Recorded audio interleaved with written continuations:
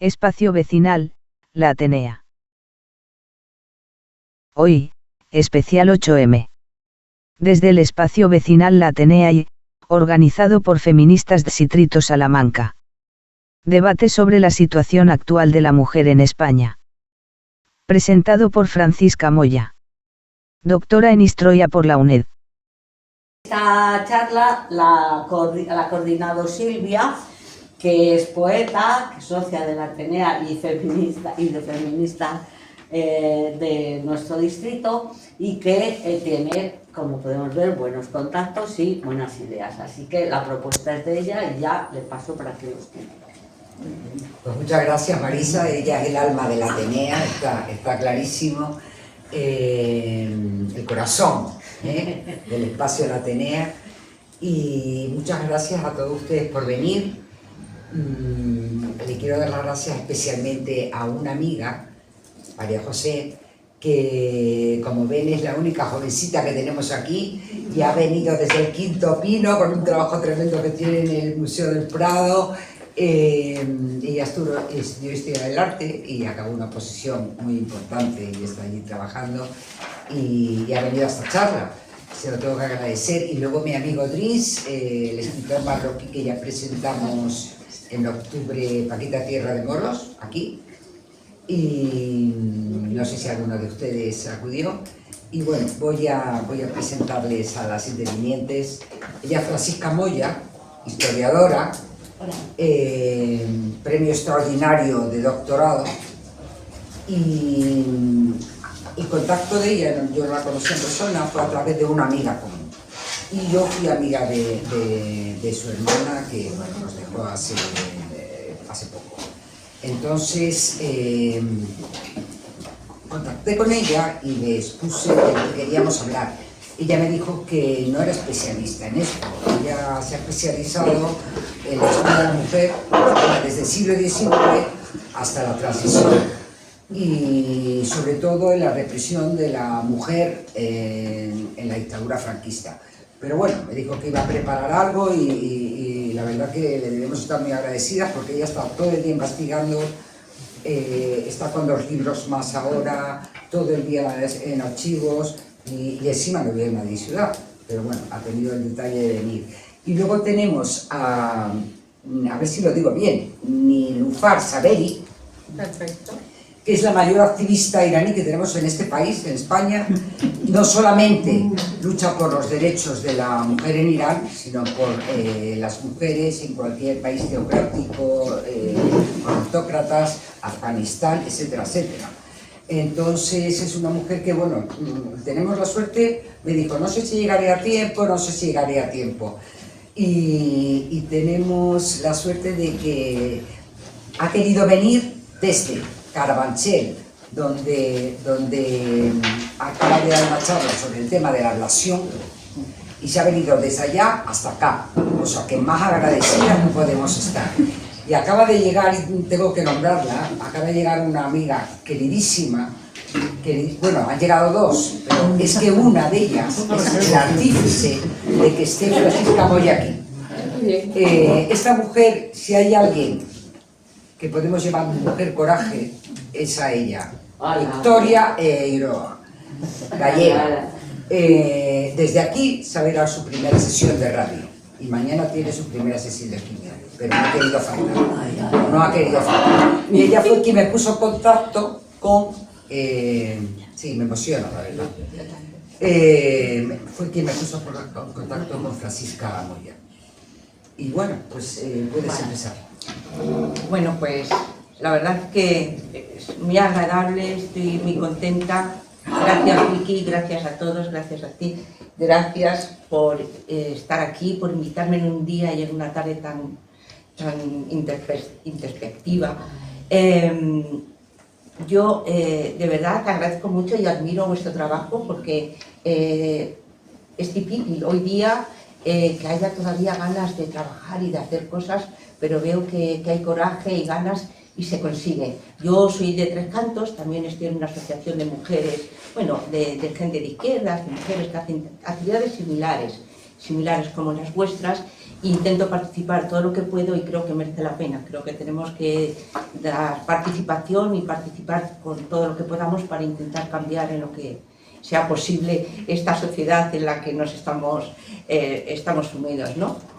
Bueno, yo, aparte de agradecimientos y de emocionarme por lo que significa Vicky, también Silvia, de recuerdo a mi hermana, yo el tema que me propusieron para comentar, para hablar, era la situación actual de las mujeres en España, ¿no? Yo voy a hacer, bueno, me he hecho un guión breve, yo creo que no voy a llegar ni a la media hora, porque, bueno, lo que hago es lanzar algunas ideas, algunas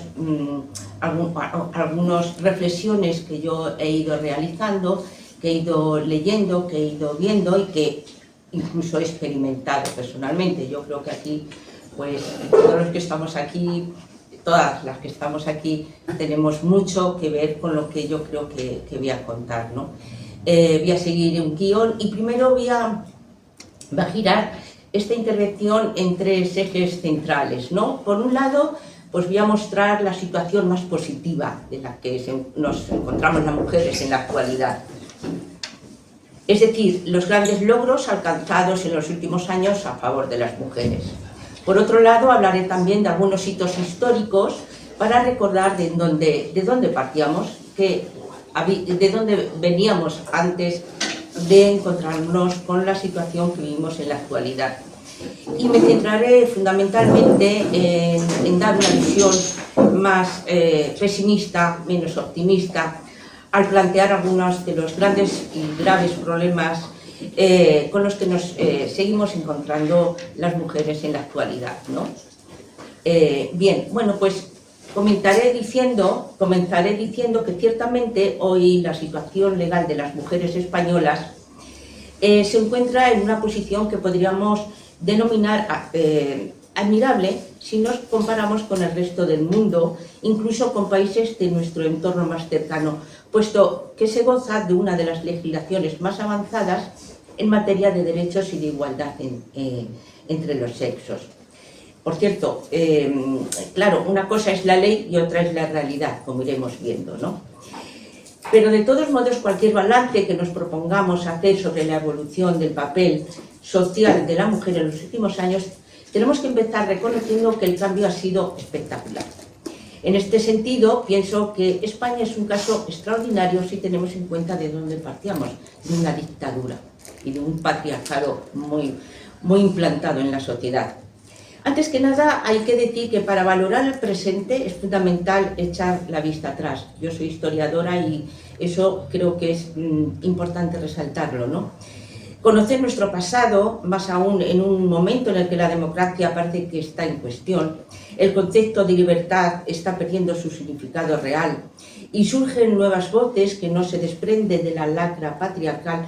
Es importante que miremos atrás para ver cuál es la situación que hemos vivido y cómo es importante recordarlo, porque hay que superar esta situación en la que nos estamos encontrando. Un dato muy significativo, que según las últimas encuestas, precisamente de ayer o antes de ayer, es que los jóvenes entre 18 y 25 años votarían a la ultraderecha. Y afirman además que no les importaría vivir bajo un sistema autoritario sin ningún tipo de democracia, ¿no? Digo esto porque si queremos educar en igualdad hay que recordarles a estos jóvenes que los derechos y libertades que hoy disfrutamos todos y todas no han sido gratuitos, que hubo que luchar por ellos y que la democracia que tenemos es el mejor sistema en el que la comunidad humana puede vivir, pese a todos sus defectos, que los tiene, puesto que permite sociedades más justas e igualitarias. Vale, como todos saben ustedes, algunos incluso lo han podido vivir, partíamos de un periodo de casi 40 años de dictadura sustentada en un sistema patriarcal y en una dictadura y en una doctrina nacionalcatólica que impuso un modelo de mujer tradicional sin más proyecto de vida que el de madre y esposa. Al terminar la guerra en 1939, el nuevo régimen franquista anuló de un plumazo los avances que en materia de igualdad jurídica se habían avanzado en la Segunda República y que otorgaron a las mujeres casi la plena igualdad entre los sexos. De tal manera que las mujeres quedaron restituidas de nuevo al exclusivo ámbito de la domesticidad y en una posición de discriminatoria legal frente a los hombres. ¿Qué significó para todas las mujeres españolas de cualquier ideología vivir bajo la dictadura franquista?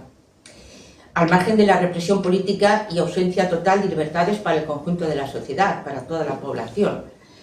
Para las mujeres significó nada menos que vivir en una minoría de edad permanente, pues se puso en vigor el Código Civil de 1889, vigente hasta la muerte de Franco, y quizás un poco más tarde. No recuerdo ahora mismo la fecha cuando terminó, se cambió, y que eliminaba de este modo todas las posibilidades de emancipación femenina que se había tenido en la Segunda República. Como dato significativo, la nueva normativa estableció la licencia marital, consistente en el permiso que las mujeres casadas debían obtener del marido para realizar numerosos actos de tipo jurídico y patrimonial, y las solteras la autorización del padre o del tutor. Sin la licencia del marido o del padre, la mujer no podía disponer de su propio patrimonio, ni adquirir bienes, ni hipotecarse o comparecer en juicios para litigar sobre ellos. Tampoco podía gestionar su propia herencia y solo podía disponer de medios económicos para el consumo ordinario, muy limitado, por cierto. Si tenía hijos, tenía el deber absoluto de atenderles, pero no poseía la patria potestad. El marido podía incluso darlos en adopción sin consultarla. La esposa no podía ser tutora, ni formar parte del consejo familiar, ni ser testigo en los testamentos otorgados por otras personas. La mujer necesitaba el permiso del marido para sacarse el carnet de conducir, para tramitar el pasaporte o abrir una cuenta corriente. El delito de adulterio solo era atribuido a la mujer, mientras que para el hombre no significaba nada, quedaba impune. Bien, en definitiva se impuso la obediencia y la sumisión legal de la mujer ante el varón, en base a una construcción social según el principio de desigualdad natural entre los sexos, cuyo máximo exponente era el patriarcado. Se trataba de considerar a la mujer inferior, incapaz para realizar cualquier actividad que no fuera la de madre y esposa, sumisa, casta y recatada para agradar al varón y al bien común, lo que decía Rousseau, que las mujeres habían nacido para agradar al varón. Eso lo decía Rousseau en el siglo XVIII. El régimen necesitaba controlar el cumplimiento de sus normas y para esas tareas de adoctrinamiento y de control social contó con dos fieles instituciones, la Iglesia y la sección femenina. Seguro que ustedes saben de qué va la cosa. Aumentando así la presión y la vigilancia sobre el compromiso femenino. Luego, me encantaría escucharles si tienen comentarios al respecto de cómo lo pudieron vivir, ¿no? Bien, hoy vivimos en una democracia avalada por la Constitución de 1978, ya con la democracia, que equiparó la igualdad entre el hombre y la mujer ante la ley. Desde entonces los avances en materia de igualdad ha venido siendo progresiva. Efectivamente se despenalizó el adulterio, se aprobó la utilización de los anticonceptivos, se aprobó la ley del divorcio, se legalizó el aborto con sucesivas reformas que la han ido mejorando. En materia laboral se aprobó la ley de conciliación de la vida laboral y familiar, también la ley de paridad, que marcó un avance importante en la promoción de la igualdad de género para equilibrar la representación de las mujeres en todos los sectores de la sociedad.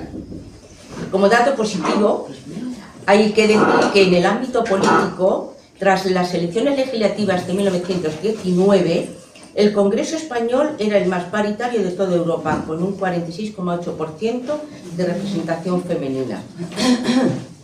Recientemente se han impulsado otras leyes como el permiso de paternidad obligatorio de 16 semanas, igualando su duración al permiso de maternidad. Eso es muy importante. Antes mi madre me dice muchas veces, hay que ver Vuestro padre, que era un amor de hombre y nos quería muchísimo, pero nunca, jamás nos puso un chupete ni nos cogió en brazos. Eso estaba mal visto, ir a la compra, sacar al niño de paseo. No, eso era función de la madre. Hoy, pues, las leyes sirven para eso, porque se cogen el permiso de paternidad por obligación. Y es habitual encontrarnos a hombres jóvenes con sus niños de la manera más natural y más normal, haciendo cosas que antes nuestros propios padres no hacían. Por lo tanto, las leyes estas son tremendamente importantes. Vale, luego también conocemos la ley del solo sí es sí, que a pesar de todas las polémicas que ha habido al respecto, hay que decir que está enfocada en el consentimiento de las relaciones sexuales, eliminando la distinción entre abuso y agresión, y estableciendo que toda interacción sexual sin el consentimiento de la otra persona será considerada agresión, castigándose con una pena de prisión del 1 a 14 años. A ver, con toda la polémica que seguramente ustedes saben, no deja de ser una ley importante porque se ha avanzado en este sentido, ¿no? Y sin ir más lejos, la semana pasada, por cierto, se firmó el Pacto de Estado contra la Violencia de Género, que amplía las medidas incluidas en 2017 de 290 a 462. Esta ley profundiza en otras formas de violencia contra las mujeres ya contempladas en el pacto anterior, como en la violencia sexual o la trata con fines de explotación sexual, y introduce nuevos ejes como son la violencia vicaria, control digital y ampliación de dotaciones económicos hasta alcanzar los 1.500 millones para los próximos 5 años de vigencia. Bueno, hay que decir que el acuerdo, como sabrán también, fue aprobado por todos los grupos parlamentarios, menos el de Vox, como es habitual en estos casos. Bueno,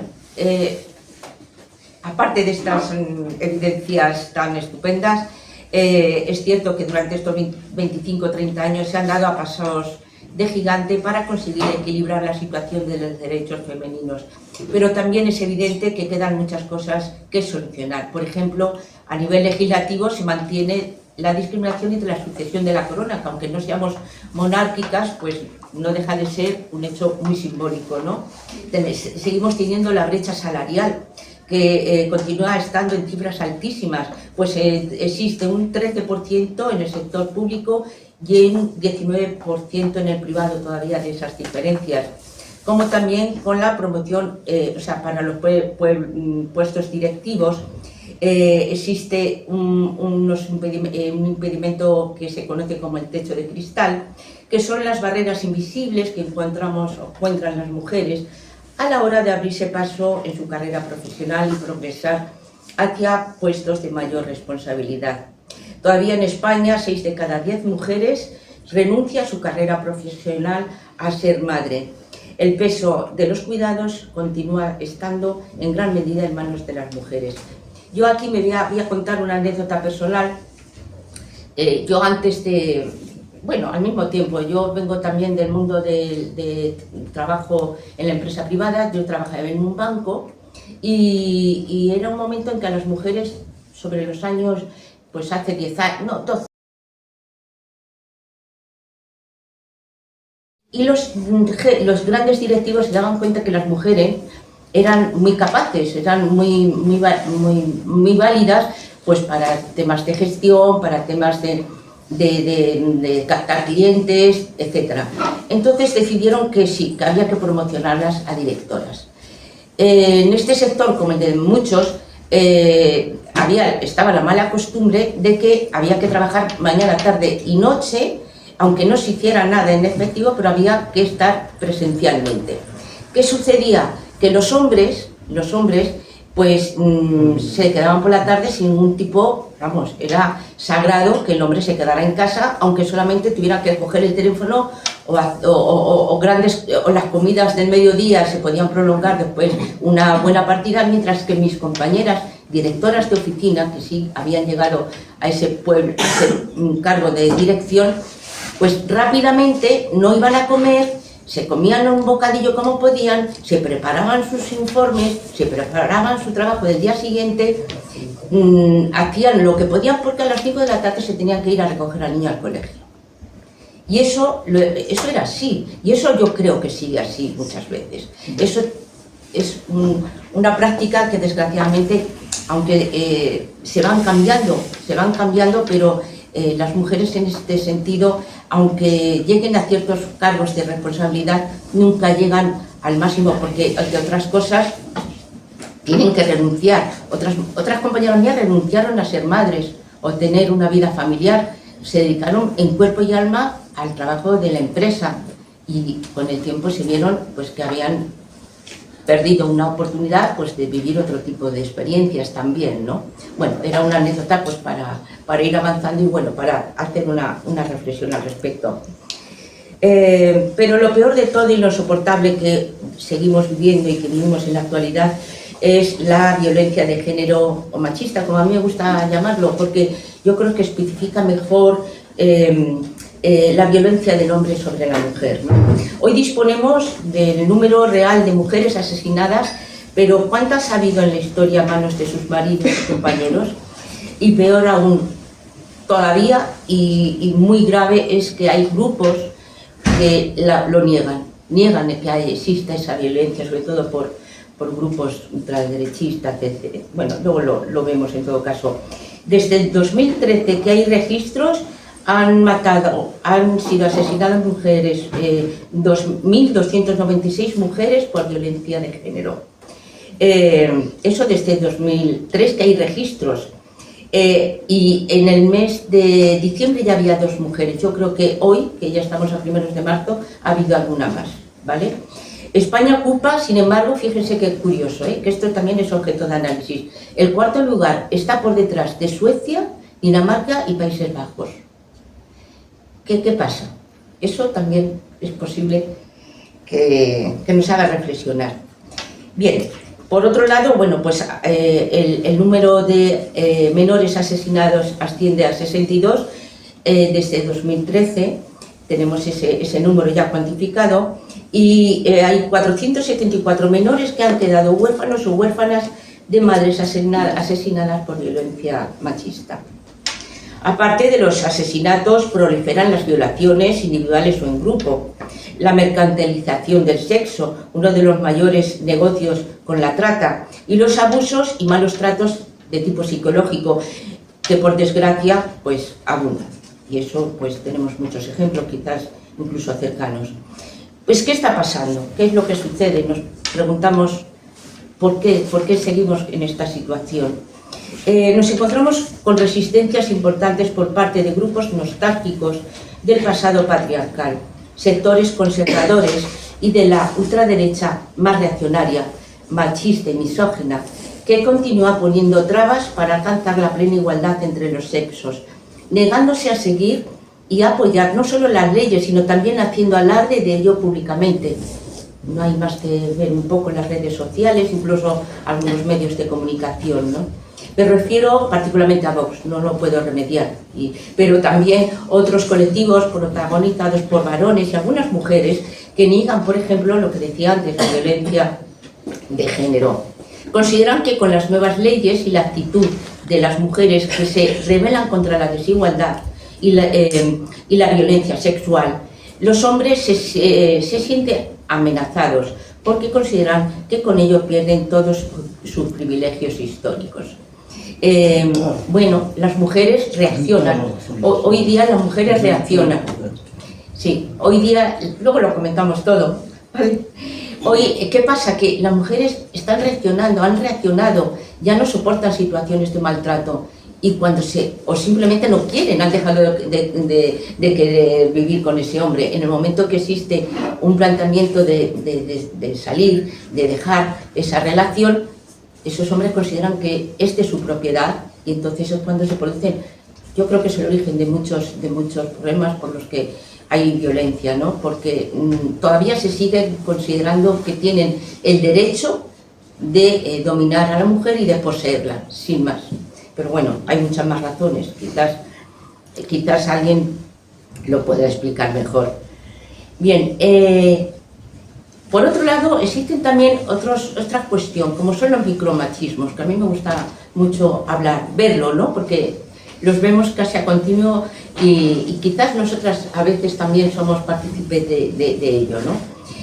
Bien, en otro orden de cosas, aunque el balance puede considerarse exitoso a nivel legislativo, lo cierto es que en la práctica el camino hacia la plena igualdad sin violencia no se ha conseguido, porque una cosa son las leyes, como decía, y otra la realidad del día a día.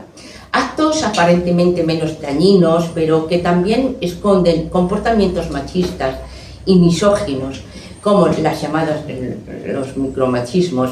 Hay hombres que, declarándose feministas y progresistas, mantienen conductas que indican justo lo contrario. Son aquellos pequeños gestos sexistas, algunos de ellos muy sutiles, que ayudan a perpetuar los roles de género y una violencia suavizada contra las mujeres, pero que en realidad reproducen actitudes claramente machistas. En realidad, los micromachismos son prácticas sexistas legitimadas por el entorno social, que lo banalizan, que siguen presentes en nuestro día a día e impiden avanzar en una paridad real. Como dice la filósofa feminista Ana de Miguel, a la que yo sigo con devoción porque me parece muy interesante, en la actualidad se ejerce un patriarcado que ella llama de consentimiento, diferente al coactivo, que es el que se marca por leyes, como hemos visto antes con la dictadura franquista. Yo lo llamaré también un patriarcado invisible, pues oculta, camufla, disfraza actitudes machistas heredadas del pasado, que ni siquiera muchas mujeres somos capaces de apreciar como tales o bien lo justificamos. Hoy día se escuchan a menudo frases de hombres que dicen: yo soy feminista porque ayudo en casa. ¿Por qué no hay un día del hombre como es el del día de la mujer? Bueno, cosas así que seguro hay ejemplos múltiples. Algunas veces estas frases las escuchamos con indiferencia, incluso a veces con sentido del humor. Son conceptos que se asientan en premisas equivocadas, prejuicios, desconocimiento o desinterés. Frases que se asumen con normalidad, perpetuando mensajes incorrectos y que distorsionan los principios del feminismo. Por tanto, aunque el balance puede considerarse exitoso a nivel legislativo, lo cierto es que en la práctica el camino hacia la plena igualdad no se ha conseguido, porque, como decía, las leyes son una cosa y la realidad es otra. Sigo con Ana de Miguel, que va más allá todavía y profundiza en estas razones de por qué se mantiene este sistema. Ella explica que las razones por las que hoy existen resistencias notables ante el avance de las mujeres hacia la igualdad plena, sin violencia, incluso hay una cierta involución entre la gente más joven. Desde tiempos remotos, ella insiste en que las mujeres han sido víctimas de una tremenda injusticia propiciada por los hombres, estableciéndose una relación de poder de los hombres sobre las mujeres, de nuestros propios compañeros, de aquellos hombres cercanos que dicen querernos. En el pasado, el patriarcado consistía en vivir la vida bajo una doble verdad. Ella llama la teoría de la doble verdad. Una para las mujeres y otra para los hombres. Por un lado, lo bueno y valioso para las mujeres era la obediencia y la sumisión, el cuidado de los que le rodeaban, dar mucho y pedir poco, o nada. Lo que, sin embargo, para los hombres, para ellos era negativo. Para ellos, lo intelectual, la razón, la vida política, los trabajos importantes, los grandes viajes, todo aquello que para las mujeres estaba vedado, para ellos era su verdad, es decir, la doble verdad, ¿no? Insisto, en lo que era bueno sexualmente para el hombre, experiencias, promiscuidad, amantes, etc., para una mujer se hacía lo que para él era normativamente permitido, para una mujer podía ser el fin de su vida civil, arrojada de la comunidad, de la familia, todo ello a lo largo de la historia de la humanidad. Esta doble verdad está muy arraigada aún en las sociedades más avanzadas. Es la huella de miles de años viviendo bajo una doble verdad, una para mujeres y otra para hombres. Lo gratificante para él era malo para ella. Las mujeres nunca pudieron decidir. Se les privó de ese poder, obligadas a vivir bajo unas relaciones de poder en las que solo los varones tuvieron la capacidad de decidir. El sistema de creencias, el pensamiento dominante hacía creer firmemente que eso era el orden natural y normal de las cosas. Así lo transmitieron los grandes patriarcas de Grecia, de Roma, los filósofos, teólogos religiosos como San Agustín, incluso Santa Teresa, escritores del siglo de oro. Luego yo tengo aquí una relación de frases importantes que han transmitido a lo largo de algunas obras, todos estos, incluso Ortega y Gasset, los liberales del siglo XIX, en fin, hay frases de todo, más que frases es que en sus propias obras, como decía antes de Rousseau en su obra de Emilio, habla de lo que significaba la mujer realmente. Decían que la mujer había nacido para servir, para ser dominada, para agradar al hombre, que no tenía capacidad. Por ejemplo, Schopenhauer decía, un gran filósofo muy reconocido, que las mujeres eran seres de pelo largo y mente corta. Y en esta línea iban casi todos, ¿no? Bien, voy a terminar ya. Bien, en estos días estamos celebrando y vamos a celebrar el 8 de marzo, como ya hemos comentado, es el símbolo de las reivindicaciones feministas, cuyo origen estuvo, como saben, en la Asamblea General de Naciones Unidas, celebrada en diciembre de 1977, donde se declaró oficialmente el 8 de marzo de cada año Día Internacional por los Derechos de la Mujer, con el objetivo de visualizar esa lucha de las mujeres por participar en todos los ámbitos de la vida, al igual que los hombres. Aquello dio visibilidad al movimiento feminista, que se hizo oír con fuerza en los siguientes años de transición en España hacia la democracia. Muchas mujeres dijeron basta, y en gran medida, gracias a sus reivindicaciones, se sucedieron una serie de mejoras importantes, como ya hemos visto por encima, ¿no? Lo cierto es que después de muchos años en los que las manifestaciones tenían escaso eco social y solo las mujeres más conscientes acudimos a las convocatorias, la del año 2018 significó un antes y un después en nuestro país, que se convirtió en referente en todo el mundo. Y aquí voy a contar otra anécdota personal. Yo era delegada de comisiones obreras en el banco donde trabajaba. Y entonces, bueno, pues cada vez que llegaba el 8 de marzo y el 25... El 8 de marzo era la celebración y el 25 de noviembre también hacíamos alguna actividad. Pero, claro, decíamos, ¿cómo concienciar? ¿Cómo hacer que se explique que es necesario movilizarse? No solamente a las mujeres, sino también a los hombres. Había que explicar que era fundamental participar porque había que dar visibilidad, etcétera. Como no había manera, porque los trabajadores miraban para otro lado, o no se atrevían o no querían, se nos ocurrió. Yo era la única chica, la única mujer que había en todo el grupo del comité de empresa. Estaba rodeada, por cierto, bastante machistas también, que yo en el movimiento sindical he encontrado mucho machismo, aparte de las empresas, en fin, el machismo está muy cerquita de nosotros, en fin. Entonces yo les tenía que convencer de hacer algo especial, que llamara la atención, y se me ocurrió una parte de la típica hoja informativa, que la mitad la tiraban a la basura. Digo, pues vamos a comprar claveles, que era muy... se regalaba una hoja informativa con un clavel.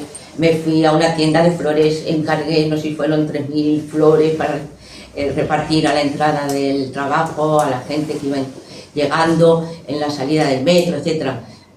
Aquello parece que no tenía mucho interés, pero en fin, eran cosillas que íbamos haciendo, porque yo creo que, bueno, de alguna manera se empieza por poco, pero luego, pues mira, lo que decíamos del 2018 fue una explosión que se ha convertido en una fiesta casi popular, y además ha sido ejemplo para todo el mundo. Las noticias en aquellas fechas, en los telediarios, en los medios de comunicación, salió esa manifestación por lo importante que había sido, y afortunadamente se ha ido repitiendo, y yo creo que va a seguir haciéndose. Por lo tanto, yo creo que en ese sentido estamos porque bueno, a pesar de los defectos, de las dificultades que hay, yo creo que sí se habla mucho de todo lo que está pasando, y yo creo que es bueno que se repita, que se diga, que aunque aquí no hay, me gustaría que hubiera más hombres que estuvieran Esto no lo sabemos nosotras perfectamente, pero nuestros queridos compañeros hay que decírselo y tienen que escucharlo, que esto no es solamente cosa nuestra, es cosa de ellos también. Entonces yo creo que sería importante pues que eso se transmitiera también a nuestros hijos, a la gente que tenemos alrededor, que esto no lo estamos inventando ahora, que es que los problemas que tenemos vienen de atrás y que hemos vivido etapas muy duras y muy difíciles y aquí estamos en ventaja, pero ella ahora seguro que nos va a contar otra situación mucho más dramática. Nosotros, al fin y al cabo, estamos en un momento y en un país privilegiado, por mucho que se diga, pero que, bueno, hay que estar luchando permanentemente, no hay que dejarlo. Bien, pues algunas cuestiones, como ya he comentado, continúan sin respuesta, que en parte dividen y, bueno, surgen polémicas, como por ejemplo, ¿qué hacer con la prostitución? Es un debate entre incluso las propias feministas. El tema de la mercantilización sexual, qué pasa con la pornografía infantil, que está al orden del día, cómo educar en las escuelas, es muy importante, cómo actuar ante los feminicidios, y bueno, y los vientres de alquiler, que también es un tema importante.